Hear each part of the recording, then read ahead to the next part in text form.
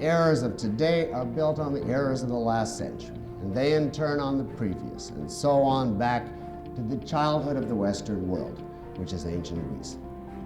To understand what exactly are the root errors of today's world, why these errors developed, how they clashed with and are progressively submerging its good premises. And therefore, to understand what to do to cure the patient, you have to reconstruct the intellectual history of the Western world. I don't want to take the time now to give you many examples. I'll give you just schematically one. Consider the phenomenon of progressive education to which I alluded. How would you explain that except by reference to John Dewey? But Dewey simply applied to education the principles of William James. And James simply made an obvious deduction from Hegel.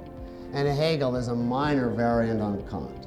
And Kant was trying to answer Hume, who was the last consistent consequence of the trend inaugurated by Descartes and Locke, who were simply reformulating in a somewhat more secular way the principles of Augustine, who was simply reformulating in a somewhat more religious way the principles of Plato, who was trying to answer the dilemma posed by Heraclitus and Parmenides, who took off from 4 sentences of Thales with which we are beginning tonight.